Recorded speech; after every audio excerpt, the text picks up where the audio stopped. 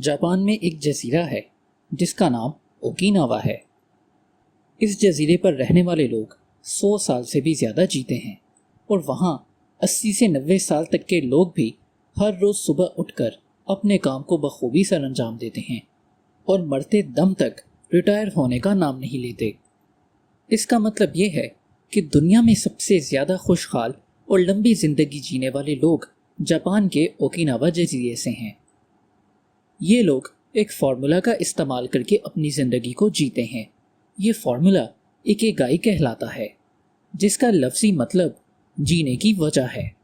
जापानियों का मानना है कि हम किसी ख़ास मकसद के लिए ही इस दुनिया में आए हैं और वो मकसद ही हमारा इकिगाई होता है। अगर आप अपने इकिगाई यानी अपने मकसद के अलावा कोई और काम करते हो तो आपको अच्छा नहीं लगेगा। आप हमेशा स्ट्रेस में रहेंगे और आपका दिमाग हर वक्त आपके असली इकिगाई यानी असली मकसद की तलाश में ही भटकता रहेगा। आपका ताल्लुक दुनिया में कहीं से भी हो, आप इस जापानी इकिगाई के फार्मूला को इस्तेमाल करके अपनी ज़िंदगी के मकसद को तलाश कर सकते हैं।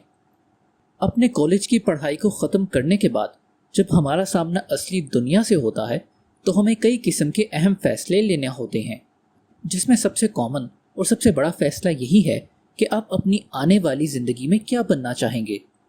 चूँकि हम सब अपनी ज़िंदगी का बेशतर वक्त काम करके ही गुजारते हैं, इसलिए हमारे लिए ये फ़ैसला बहुत अहम है और इस मामले में आपको मुख्तलिफ़ लोगों से मुख्तलिफ़ आरा भी मिलेगी।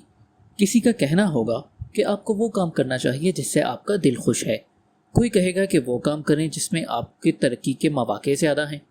कोई कहेगा वो काम करना चाहिए कि जिससे कि आप ज़्यादा से ज़्यादा पैसा कमा सकें। या फिर आजकल आपको ये भी सुनने को मिल सकता है कि कोई ऐसा काम जिसकी दुनिया को ज़रूरत है। मसला ये है कि हम लोगों को इन चार में से किसी एक को ही चुनने का कहा जाता है। ये एक इंतहाई गलत नसीहत है। इकिगाई दरअसल इन चारों पार्ट्स का ही कॉम्बिनेशन है। इनमें से किसी एक को भी चुनना मुनासिब नहीं होता। यानी अगर हम इस फॉर्मूले को समराइज करें तो हमें किसी ऐसे काम को चुनना पड़ेगा जिसमें इन तमाम चीज़ों के लिए जगह हो। यानी कोई ऐसा काम जिसको आप पसंद करें, जिसमें आप बेहतर हों, जिससे आपको पैसे भी मिलें और जिसकी दुनिया में ज़रूरत भी हो। यहाँ एक और मसला देखने में आता है। लोग हमसे या आप खुद से भी अपना पैशन ढूंढने की कोशिश करते रहते हैं, लेकिन सिर्फ पैशन फाइंड कर लेना काफ़ी नहीं है, क्योंकि ये इकिगाई का सिर्फ एक ही हिस्सा है। हमें कोई ऐसा काम तलाश करना है जो बाकी के तीनों कंपोनेंट्स को भी सर्व कर सके। मिसाल के तौर पर, अगर आपको ब्लॉग लिखना पसंद है और आपने बहुत मेहनत के बाद अपने इस स्किल को इम्प्रूव किया है और अब आप उसमें अच्छे भी बन चुके हैं, दुनिया को आपके ब्लॉग्स पढ़ के कुछ नया सीखने को मिल रहा है, जिसके बदले आपको पैसे भी मिल रहे हैं। आपने देखा कि ब्लॉगिंग इन चारों कामों को सेटिस्फाई करता है। यहाँ ये मशवरा कतई नहीं दिया जा रहा कि आप ब्लॉगिंग शुरू कर दें। ये मिसाल सिर्फ इसलिए दी गई है कि आप कोई ऐसे काम को चुनें जिनमें ये तमाम कंपोनेंट्स मौजूद हों।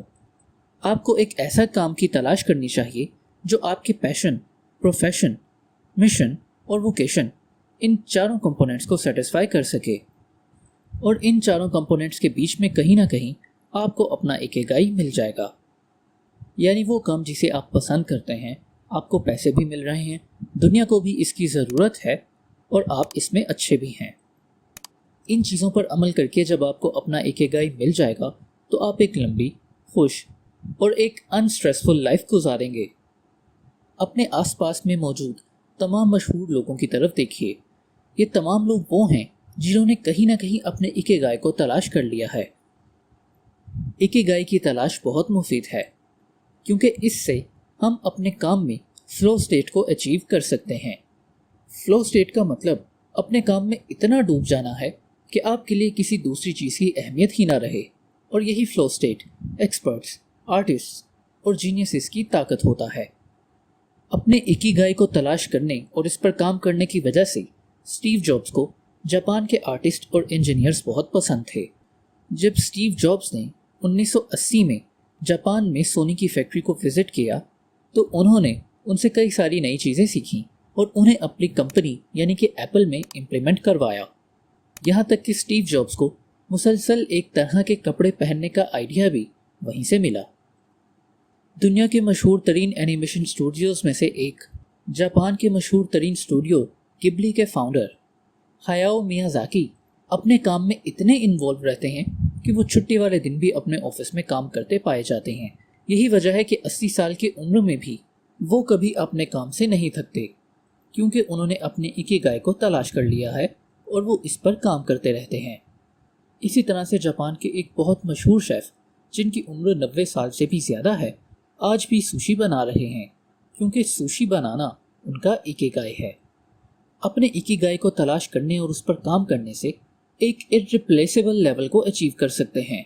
यहाँ तक कि टेक्नोलॉजी भी आपका कुछ नहीं बिगाड़ सकेगी, जिसकी बेहतरीन मिसाल है मार्क कोट, जो रोल्स रॉयस के कोच लाइन पेंटर हैं।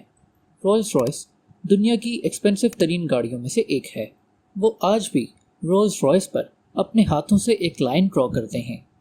ये स्किल सिर्फ उन्हीं के पास है और आज तक इस टेक्निक को कोई भी रिप्लेस नहीं कर पाया। यहाँ एक बात काबिले ज़िक्र है, हो सकता है कि आपको अचानक अपना इकिगाई ना मिल पाए। आप अपने इंट्यूशन का सहारा ले सकते हैं। इंट्यूशन यानी आपके अंदर की आवाज़। इसके अलावा आपको खुद में तजस्सुस यानी क्यूरियोसिटी पैदा करने की ज़रूरत है। इसके लिए आपको अलग अलग तरह के प्रोफेशंस और अलग अलग तरह के कामों में किस्मत आजमाई करना पड़ेगी, तभी आप उनके दरमियान मवाजना कर सकेंगे। ऐसा आप उम्र की जिस हद में जितनी जल्दी कर सकें शुरू कर दें। जैसे ही आपको कोई ऐसा प्रोफेशन मिले जो आपको लगता है कि आपका इकिगाई हो सकता है, तो आपकी तलाश मुकम्मल हो जाएगी। ये सब बातें हेक्टर गार्शिया की एक मशहूर किताब इकिगाई से ली गई हैं। इस किताब में ओकिनावा और जापानी लोगों से मुतल्लिक कई और दिलचस्प बातें भी मौजूद हैं।